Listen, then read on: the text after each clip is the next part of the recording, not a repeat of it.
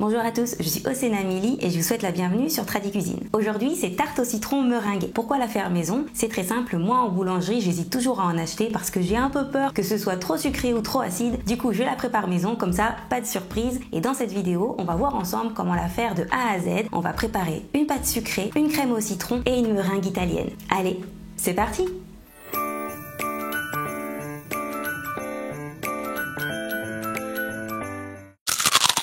Pour une pâte sucrée de 26 cm, il nous faudra 120 g de beurre que l'on va couper en petits morceaux et laisser ramollir à température ambiante.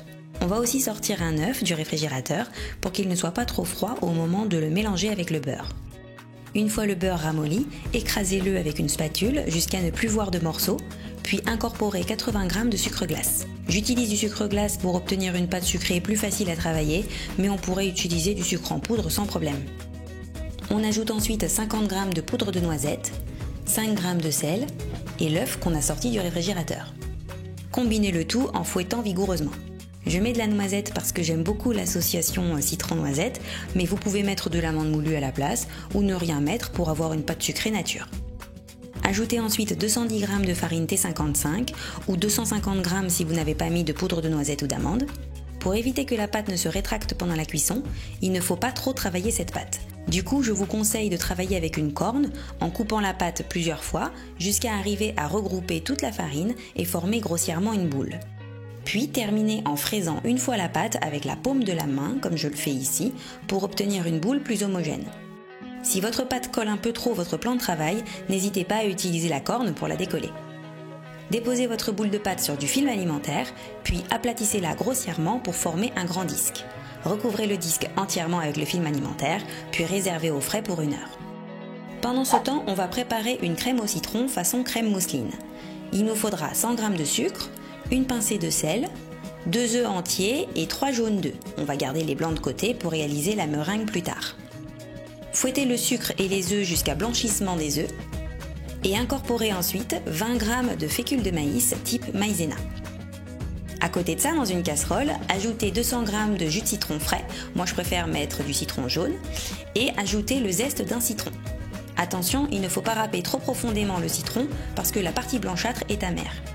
Portez le jus de citron à ébullition, puis versez doucement la moitié du jus de citron dans le mélange œuf-sucre en mélangeant rapidement. Transférez ce mélange dans la casserole et mélangez-le avec l'autre moitié du jus de citron. Sur feu moyen, mélangez doucement en continu, puis rapidement quand le mélange commence à épaissir. Après les premières grosses bulles, il faut encore cuire 30 secondes avant de retirer la crème du feu. Transférez-la directement dans un bol et filmez au contact pour éviter qu'une croûte ne se forme. Réservez votre crème au frais. Après 1 heure d'attente, on peut retirer la pâte du réfrigérateur. Pour étaler cette pâte, je vous conseille de la placer entre 2 feuilles de papier cuisson plutôt que de fariner le plan de travail parce que cette pâte est assez collante et donc vous risquez d'ajouter trop de farine, ce qui rendrait votre pâte un peu dure après la cuisson. Étalez la pâte au rouleau jusqu'à obtenir un disque de 32 cm de diamètre environ et une fois que c'est fait, placez votre pâte sur une plaque et laissez-la reposer au frais 15 minutes pour qu'elle soit plus facile à foncer dans le moule. Pendant ce temps, vous pouvez beurrer votre moule. Pour avoir une cuisson homogène, moi j'utilise un cercle à tarte, beurré et posé sur une plaque perforée recouverte de papier cuisson, mais ce n'est pas obligatoire. Après ces 15 minutes, retirez la feuille de papier cuisson qui est au-dessus de la pâte et soulevez votre pâte à l'aide de l'autre feuille de papier cuisson. Retournez la pâte sur votre moule et foncez la pâte en la faisant épouser la forme du moule en formant de beaux angles droits. Ne vous inquiétez pas, si pendant ce processus votre pâte craque à certains endroits, vous pouvez recoller les morceaux sans problème, ajouter des bouts de pâte par-ci par-là, ça ne se verra pas trop après la cuisson. Ensuite, il faut retirer l'excès de pâte, par exemple en passant le rouleau sur le moule, puis appuyer délicatement sur les côtés pour avoir de jolis bords avec une épaisseur homogène. Une fois que c'est fait, passez l'ongle de votre pouce entre la pâte et le moule et faites tourner le moule sur lui-même pour que la pâte se retire facilement après cuisson. Pour finir, piquez la pâte un peu partout en la transperçant bien pour que l'air puisse s'échapper pendant la cuisson. Puis, laissez la pâte 15 minutes au congélateur ou 30 minutes au réfrigérateur pour figer la pâte avant de la mettre au four. Ça va nous permettre de cuire la pâte à blanc sans utiliser de billes de cuisson. Préchauffez votre four à 180 degrés, puis enfournez la pâte au centre du four et laissez cuire 17 minutes environ. Vous allez voir, avec ce passage au frais, votre pâte ne bougera pas d'un pouce. Une fois la pâte cuite, transférez sur une grille, retirez le cercle à tarte et laissez la pâte refroidir. On peut éventuellement lisser les bords avec une râpe comme je le fais ici.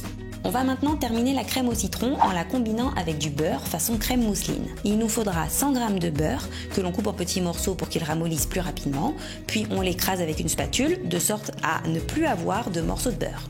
Ensuite, on incorpore la crème au citron en plusieurs fois à l'aide d'un fouet. Vérifiez bien avant que votre crème au citron a une température inférieure à 30 degrés parce que sinon votre beurre risquerait de fondre, ce qui donnerait une texture huileuse en bouche au lieu d'ajouter du crémeux et de l'onctuosité.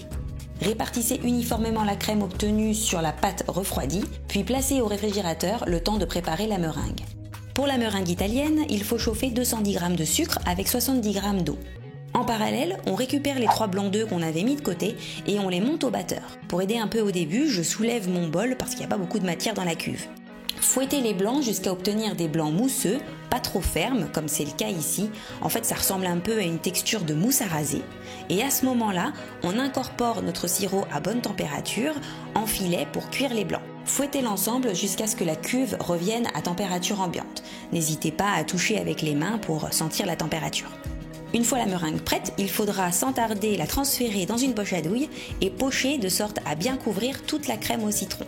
En fait, la meringue va permettre d'éviter que la crème ne s'assèche. Ensuite, dorez la meringue légèrement à l'aide d'un chalumeau ou sous le grill de votre four pendant quelques secondes. Ne dorez pas trop la meringue ou elle risque de perdre trop d'eau. Pour terminer, décorez éventuellement avec un peu de zeste de citron pour ajouter un peu de couleur et de peps et des noisettes torréfiées pour rappeler la noisette qui est dans la pâte. Et voilà, vous pouvez garder votre tarte au frais jusqu'au moment du service. S'il vous reste de la meringue, surtout ne la jetez pas. À la place, pochez-la sur une plaque recouverte de papier cuisson et mettez à cuire pendant environ 1h30 à 100 degrés. Vous allez obtenir des petites meringues croquantes et fondantes, vraiment irrésistibles, croyez-moi. Bon appétit! Et voilà, j'espère que cette vidéo vous a plu. Si c'est le cas, n'hésitez pas à vous abonner et à partager la vidéo. Si vous réalisez une de mes recettes, n'hésitez pas à me laisser un commentaire pour me dire si elle vous a plu ou à m'envoyer vos photos par mail, Instagram ou Facebook, ça me ferait très plaisir. Et pour ne pas manquer ma prochaine vidéo sur un tagine de poisson, je vous invite à cliquer sur la cloche et je vous dis à bientôt pour de nouvelles recettes traditionnelles du monde. Bye bye!